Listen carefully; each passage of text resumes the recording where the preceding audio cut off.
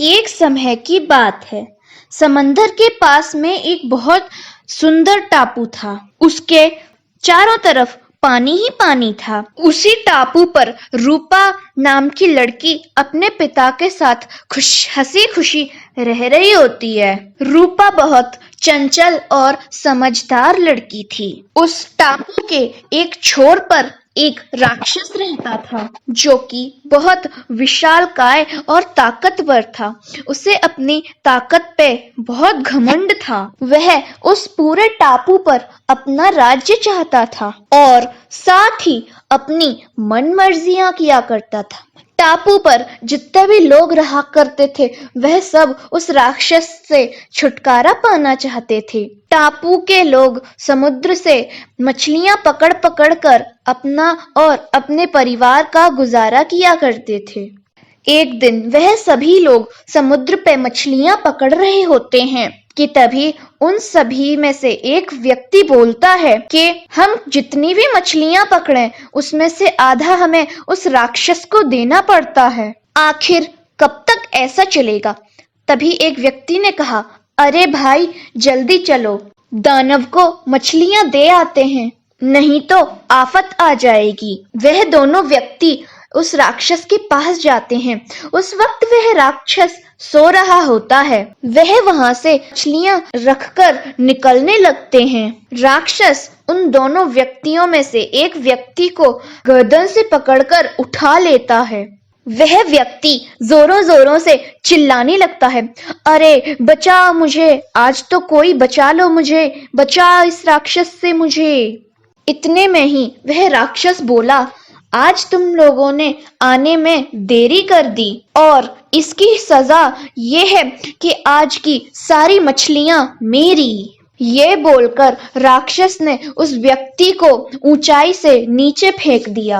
वह व्यक्ति लंगड़ाते हुए और उसका साथी उसे सहारा देते हुए वहां से निकल जाते हैं। सारे टापू वाले मिलकर विचार करते हैं कि कैसे इस राक्षस का वध किया जाए।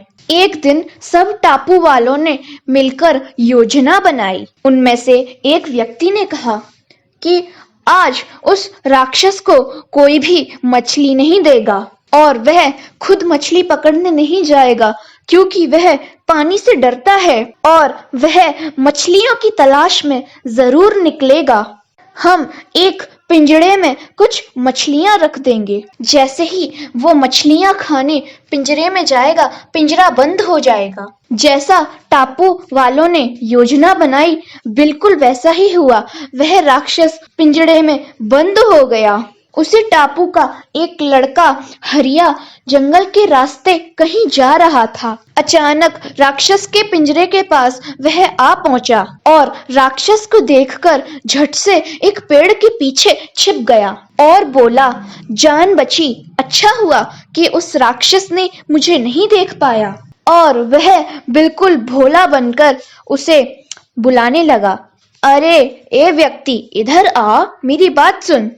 और तुम यहाँ आए इसलिए मुझको बहुत खुशी हुई। मुझे इस पिंजरे से आजाद कर दो, अब मैं किसी को भी परेशान नहीं करूंगा। तो फिर हरिया ने कहा, नहीं नहीं, तुम बहुत बुरे और घमंडी हो, तुम सबको परेशान करते हो, मैं तुम्हें नहीं खोल सकता। तो फिर राक्षस ने कहा, मैं बहुत दिनों से भूखा हूँ और मैंने कुछ नहीं खाया, अब तो मैं कुछ ही पलों का मेहमान हूँ। सोचा कि पिंजरे से निकलने के बाद थोड़ी सी चैन की सांसें ले लूं। तो फिर हरिया ने मन में सोचा कि बेचारा मरने वाला है, इसकी आखिरी इच्छा पूरी कर देता हूँ। तो उसने राक्षस से कहा, अच्छा अच्छा ठीक है भाई, खोल देता हूँ। हरिया पिंजरे का लगा हुआ कुंदा खोल देता है और वह राक्षस बाहर निकल आता है और उससे कहता है, कितने बड़े मूर्ख हो तुमने सोच भी कैसे लिया कि मैं तुम्हें जिंदा जाने दूंगा? एक सप्ताह से भूखा हूँ, मैं तुम्हें खाकर अपनी भूख मिटाता हूँ। तो हरिया ने कहा, नहीं नहीं भाई, ऐसा मत करो, मैंने तुम्हारी मदद की और तुम मुझे खाना चाहते हो, ये देखो बहुत बुरी बात है। देखो तुम मुझे जाने दो। तो राक्षस ने कहा, चुप करो मूर्ख, मेरा आज का खाना तुम ही हो। तभी वहां अचानक से रूपा आ जाती है और वह हरिया से कहती है, अरे हरिया भैया, क्या हुआ, तुम इतना क्यों घबराए हो? और उसने कहा कि अच्छा हुआ रूपा कि तुम आ गई। देखो, इस दानव की मैंने मदद की और यह मुझे ही खाना चाहता है। रूपा सारी समस्या समझ गई कि हरिया भैया ने गड़बड़ कर दी है। फिर उसने हरिया से कहा, अरे हरिया भैया, आप क्या बात कर रहे हैं कि इतना बड़ा दानव इस छोटे से पिंजरे में कैसे आ सकता है? तो फिर हरिया ने कहा, नहीं रूपा, इसी पिंजरे में बंद था ये, मैंने खुद अपने हाथों से इसे खोला था। तो रूपा ने कहा, अच्छा मुझे बताओ कि इतना बड़ा ये राक्षस है और कितना छोटा सा तो ये पिंजरा है, ये इसमें कैसे बंद हो सकता है? कि तभी राक्षस ने कहा, चुप करो तुम दोनों, एक तो मैं भूख से बेहाल हो चुका हूँ और ऊपर से तुम दोनों की बकबक में इसी पिंजरे में बंद था। इस मूर्ख ने ही मुझे आजाद किया। चलो अब मुझे इसे खाने दो।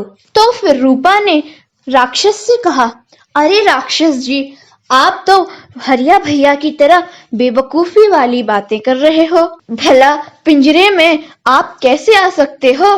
राक्षस फिर अपनी शक्तियों से उस पिंजरे में चला गया और उसने उन दोनों से कहा, देखो मूर्खों, ऐसे बंद था मैं इस पिंजरे में।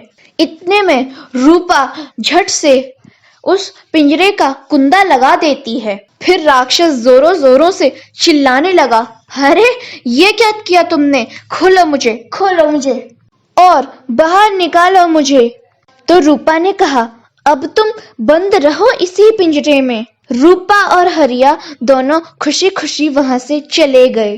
तो दोस्तों, कैसी लगी आपको ये कहानी? हमें कमेंट बॉक्स में कमेंट करके जरूर बताएं और हमारे चैनल को सब्सक्राइब करें। साथ ही बेल आइकन पर क्लिक करना ना भूलें, जिससे हमारे वीडियो की नोटिफिकेशन आपको मिलती रहे। धन्यवाद।